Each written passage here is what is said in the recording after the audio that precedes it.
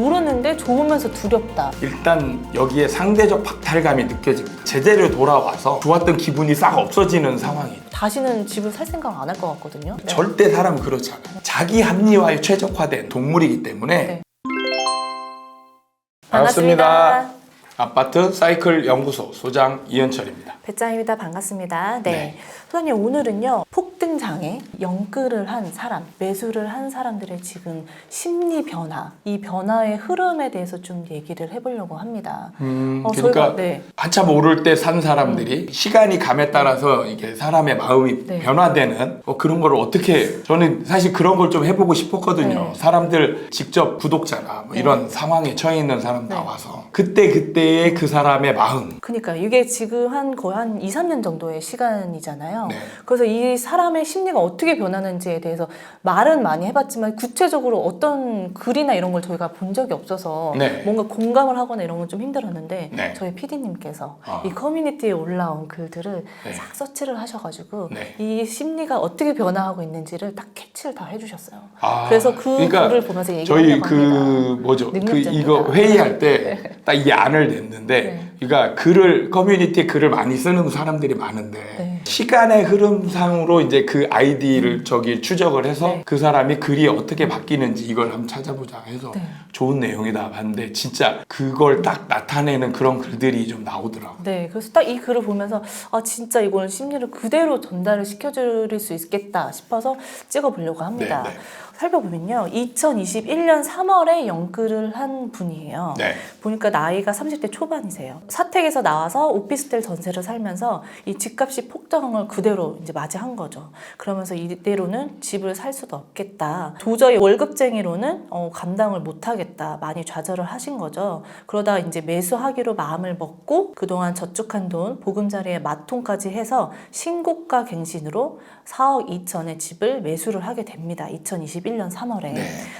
그래서 이제 이게 맞나 하는 생각은 계속 들지만 주변에서 다 잘했다고, 떨어져도 결국 오르는 게 집값이라고, 최소한 유지는 할 거라고 해주는데 떨어지면 우울하겠지만 뭐 열심히 벌면 되겠지, 약간 이런 마음으로 지금 살고 있는데요. 이후에 글을 한 2, 3년 동안 간간히 올려주셨어요. 네네. 이 글을 보면서 조금씩 뉘앙스가 조금씩 바뀌기 시작합니다. 네.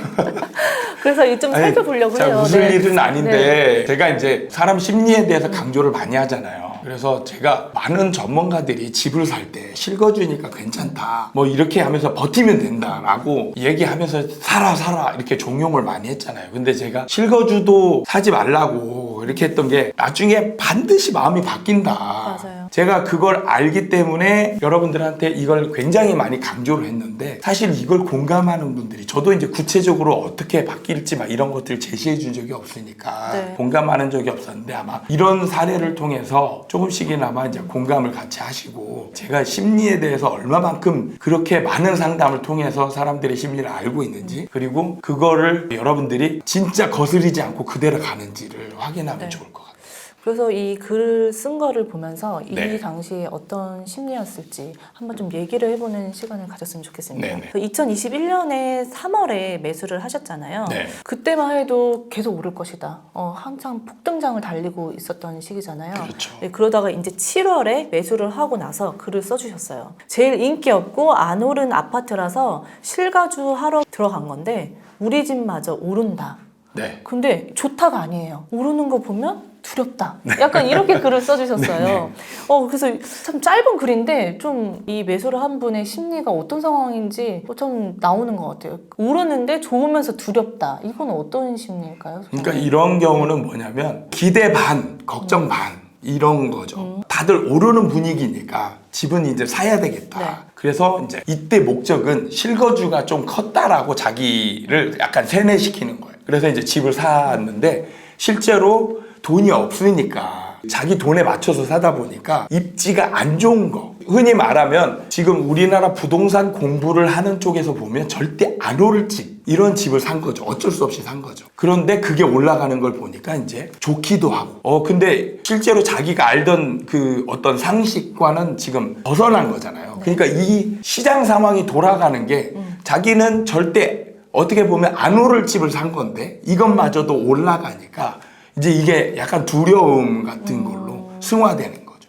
내가 알고 있는 이런 지식이나 이런 상식이 벗어나는 현상들이 벌어지니까 그거에 그렇죠. 대한 약간 두려움이 그러니까 제가 이제 항상 그랬던 게 다 오른다. 오를 때는 다 오른다 그랬잖아요. 네네. 근데 이게 그런 현상인 거예요. 그래서 제가 입지가 중요하지 않다. 이런 얘기를 하는 게 이제 이런 거죠. 안 오를 것 같은. 그러니까 이분이 사는 거는 진짜 진짜 기대는 약간 했지만 다른 집 올라가고 내 집은 설마 올라갈까? 뭐 이런 두려움도 있는 그런 상황. 그러니까 시색 차익보다 약간 실거주에 더 힘을 실었던 매수였다 네, 생각을 이때는 했다는 거죠. 네, 그렇게 실거주라고 위안을 하면서 이제 들어갔던. 그래서 이 두 번째 글을 보면요. 시기가요. 2022년 2월이에요. 그래서 제목이 집 사고 드는 생각. 네. 이렇게 나오셨어요. 이때는 아마 이제 든든하고 내가 잘했다 뭐 이런 생각이 들 겁니다. 그러니까 2022년 2월이에요, 소장님. 그 시장 상황이 어떤 상황이었을까요? 2022년 2월 같은 경우는 아직도 상승장의 흐름이 남아있던 시기입니다. 네. 그러니까 2021년 말부터 이제 하락장으로 살짝 돌변하는데 개인이 느끼는 집을 가진 사람 입장에서 느낄 때는 완전 하락을 느끼기는 어려울 때입니다. 집이 없으면 서럽다. 그리고 서울과 경기도는 남쪽을 우선으로 보자. 그리고 20년 전에 집값 싸다고 느끼는 걸 내 자식이 20년 뒤에 같은 생각을 할 수도 있다. 내 거만 올랐으면 좋겠다. 그럴 리 없겠지만 네. 내 거만 올랐으면 좋겠다. 그리고 나보다 자산 많은 사람은 정말 많다. 그리고 만약에 계약하기로 마음 먹었으면 무조건 빨리 하자. 그리고 정부 치고 살면 거기가 내 고향이 되는 거다. 네. 살게 되면 입지를 좀 따져라. 약간 이렇게 할 수 있고요. 정말 내가 자산가가 돼 보니 돈 많은 사람들은 정말 많더라. 네. 그리고 집값이 떨어져도 떨어진다는 말이 들릴 시기였겠죠. 정 붙이고 살면 이게 고향이 되는 거다. 실거주니까 괜찮다. 약간 이런 뉘앙스인 것 같아요. 그러니까 지금 느낌은 뭐냐면 일단 여기에 상대적 박탈감이 느껴집니다. 다른 것들은 많이 오른 걸 보고 샀잖아요. 네. 그래서 많이 오른 걸 보고 샀는데 일단 오르긴 올랐을 거예요. 근데 굉장히 적게 오르고 그러니까 지금 집은 많이 오르는 데를 사야 된다. 그리고 자기는 돈이 없는데 비싼 걸 이제 못 산 거잖아요. 그래서 네. 비싼 걸 사는 사람들 보고 약간 한탄을 하는 거죠. 그런 느낌인데 느낌이 이제 약간 불안함. 그러니까 살짝 지금 하락장으로 넘어가는 중이잖아요. 네. 그러니까 오르는 게 지금 이제 멈추면서 오르는 걸 기대하는 게 아니고 이제 어쩔 수 없이 샀으니까 그냥 이제 내 집이려니 하고 여기에 이제 자기 위로를 하고 있는 그런 상황이라고 보시면 돼요. 그러니까 집에 정을 붙이자. 약간 자기 위안이 조금씩 들어가는 것 네네. 같아요. 그래서 2022년 6월에 또 글을 써주셨습니다. 네, 이제 제목이 좀 강해요. 강제 존버 모드로 돌입한다. 이때 6월 달은 소장님 그래도 많은 전문가들이 그래도 하락장이다. 이제 거래량이 많이 떨어졌다. 약간 이렇게 좀 대세가 좀 기울었던 시기 아니었을까요? 네네. 네, 그래서 그런지 가격이요. 매수가로 회귀를 했다. 네. 그래서 위안점을 또 4가지를 짚어주셨어요. 네. 전세 만기가 2022년 1월이었는데 중간에 안 나오고 끝나는 1월에 매수했으면 고점에 물려서 다 자산이 없어질 뻔했는데 그거는 피했다. 그리고 두 번째는 매수 하락기에 어쨌든 매수를 했어야 됐는데 보금자리론이 지금은 4%대다. 그래서 그때 만약에 늦게 샀으면 이자 비용이 더 많이 나갔어야 됐으니까 샀을 거면 그때 그냥 미리 사두는 게 낫었다. 그리고 세 번째는 뭘 사도 그 당시에 뭘 사도 나는 돈이 없었기 때문에 네. 상급지는 못 샀다. 네. 그래서 어딜 가든 다 내려가게 되어 있다. 선택이고 자식은 없다. 다 내려가게 됐다. 그나마 다행이었던 거는 인테리어가 된 집을 사서 추가적으로 들어가는 비용이 없었기 때문에 괜찮았다. 마지막으로 정 붙이고 살아보자. 이렇게도 마무리를 내주셨어요. 네. 어떤 심리일까요? 일단 예, 제가 가격은 웃으면 내려 안 돌아간 되는데, 거예요. 예, 네, 지금 매수가로. 일단 잠깐 올랐던 기분을 느끼고 지금 이제 제자리로 돌아와서 좋았던 기분이 싹 없어지는 상황이죠. 그러면서 이제 자기가 했던 행동이 그래도 나쁘지 않았다라는 거를 합리화시키고 있는 중이에요. 그러니까 늦게 샀으면 이제 더 많이 실패했을 텐데 그나마 좀 일찍 사서 다행이다 이런 거 하고 고금리가 되면서 저금리 때 샀어야 되는데 이걸 후회하는 건데 사실 금리를 우리가 예측하는 건 어렵죠. 그렇기 때문에 이제 이런 부분이 있었고 그 다음에 이거는 시장을 통해서 뭔가를 깨달은 건데 이제 상급지든 뭐든 다 내린다. 이게 그 약간은 또 오류가 있는 게 좋은 집은 오르고 내 건 안 오르고 이런 거는 그러니까 입지에 따라서 달라지고 뭐 하락기 때는 다 내리고 이게 아니고 상승장 때는 다 오르고 하락기 때는 다 떨어지는 거예요. 그러니까 입지랑 상관없이. 네. 그래도 이 시기는요 보니까 매수가로 회귀했으니까 마이너스는 아닌 거예요. 네. 그러니까 최고치를 찍고 잠시 기뻤다가 약간 허탈한 그 네네. 정도의 심리였던 것 같아요. 그러다가 지금 2022년 12월에 글을 짧게 써주셨어요.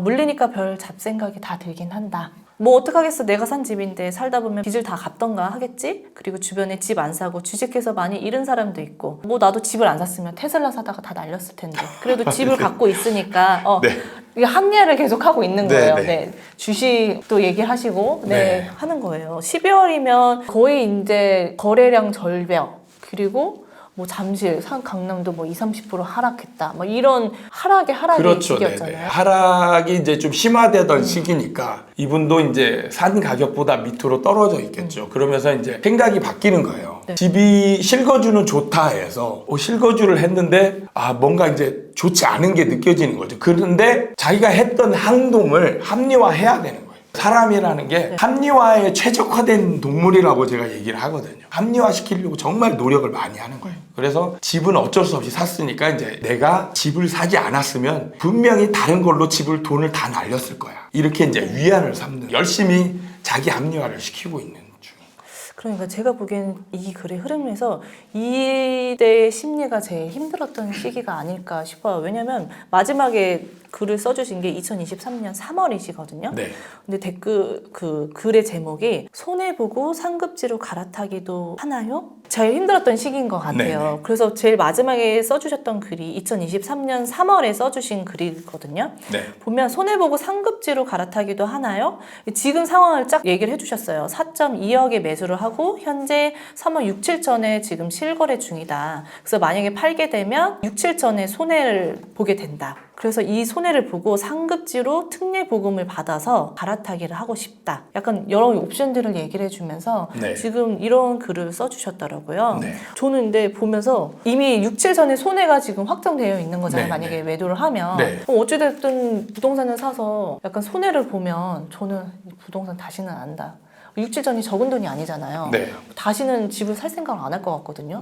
근데 이분은 상급지로 갈아타기를 한다는 게 전 좀 의아했거든요. 어떠십니까요? 지금 그 부분은 완전한 하락장을 맞지 않았기 때문에 그런 거예요. 그러니까 손해를 지금 보고는 있지만 하락한 지 얼마 안 됐잖아요. 그러니까 이분은 처음에 집을 살 때의 마음과 그 다음에 여기에서 이제 하는 거는 지금 갈아타기를 하는 거잖아요. 갈아타기를 시도하고 싶은 거는 뭐냐면 내가 돈이 없어서 집을 잘못 샀다 이거죠. 그러니까 좀 상급지를 샀으면 덜 떨어지거나 아니면 오를 수도 있는데 이렇게 지금 집을 잘못 사서 떨어지고 있다라고 생각을 하고 있는 거예요. 내가 제대로 사면 나도 수익이 날 수도 있다. 약간 이런 생각. 그러니까 지금은 아직 희망이 남아있는 단계. 배짱이님은 손실을 보고 있으니까 손실 때문에 이제 부정적이 될 거라고 생각하잖아요. 절대 사람은 그렇지 않아요. 자기 합리화에 최적화된 동물이기 때문에 합리화를 시키다 보면 자기가 원래 샀던 목적이나 오를 거라고 생각해서 샀잖아요. 그러니까 기대하는 게 남아있는 거예요. 그래서 바로 절망적으로 변하는 게 아니고 희망을 가지고 있는 거죠. 그래서 갈아타기 하면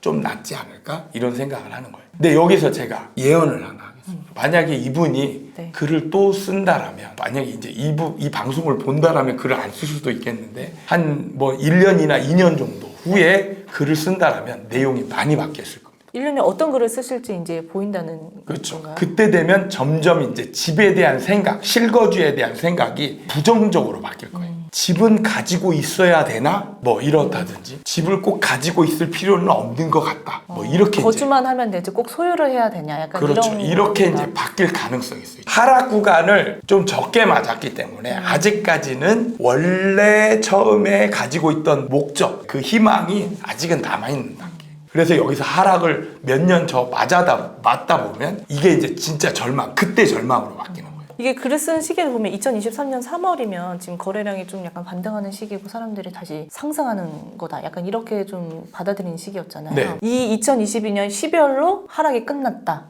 다시 이제 시작하는 이렇게 받아들였다는 거죠. 아직 그러니까 지금 보면은 자기 집은 그대로 있거나 하락하고 있는데 요즘 보면은 상급지 위주로 뭔가 반등하는 움직임이 보이잖아요. 지금의 느낌은 뭐냐면 내가 잘못 산 게 아닌가. 그러니까 집을 입지 좋은 걸 샀었어야 되는데 이렇게 생각하는 거죠. 근데 이게 이제 좀 지나서 그 기대했던 상급지도 더 떨어지고 내가 살고 있던 집도 더 떨어지고 그게 상황이 이제 몇 년 후에 벌어지고 나면 완전 부정으로 이제 변하는 그런 글이 아마 올라오게 될 겁니다. 그러니까 이게 지금 2021년부터 글을 써주신 거를 쭉 훑어보면서 이 매수와 보유하면서의 그 심리 변화 그리고 지금 이거 매도까지 고려하는 1년의 과정을 좀 본 것 같아요. 네. 이 심리가 참 살 때의 마음과 지금 현재의 마음이 확연히 너무 달라지는 네. 것 같아요. 네. 그러니까 제가 실거주는 일도 없다 이런 얘기와 시장 상황에 따라서 마음이 무조건 바뀔 거다. 그래서 버티는 사람이 없을 거다. 이렇게 강하게 얘기하는 게 사람이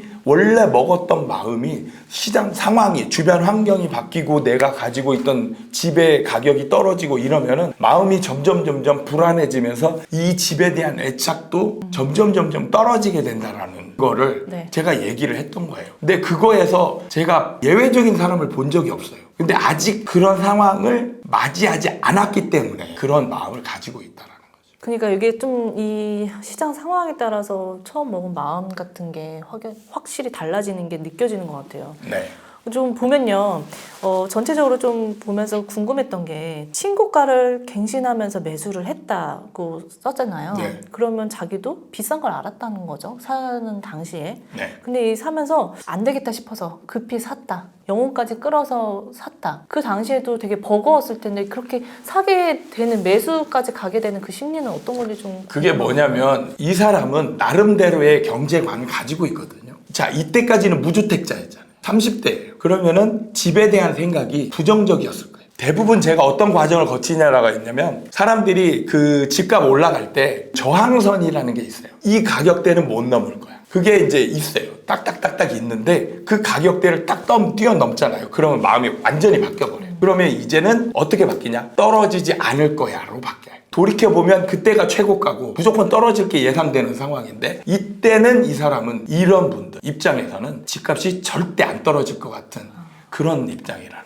그러니까 자기가 세워놓은 이 저항선을 뚫고 나면 이제 아예 부정적인 시선이 바뀐다는 거죠. 그렇죠. 더 이상 떨어지지 그러니까 않고. 자기가 생각했던 그 떨어질 거야 라고 했던 기준이 다 무너진 거잖아요. 네. 그러면서 이제는 절대 안 떨어질 거야 라고 바뀌는 거예요. 그러면서 다른 사람들보다 더 조급하게 매수를 네. 하게 되는 과정에 그렇죠. 이른다는 거죠. 알겠습니다. 오늘은 글 써주신 걸 보면서 그 당시의 심리를 좀 살펴봤던 것 같아요. 네. 항상 소대님이 이럴 거다, 이랬을 거다 약간 했으면 좀 와닿진 않았는데 이런 글을 보니까 이게 정말 느껴져요. 정말. 그러니까 백날 자세히 알려줘봤자 소용이 없다니까요.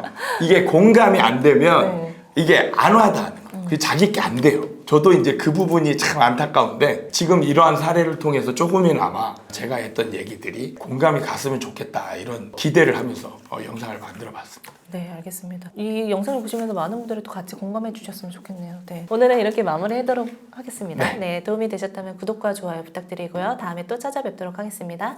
감사합니다.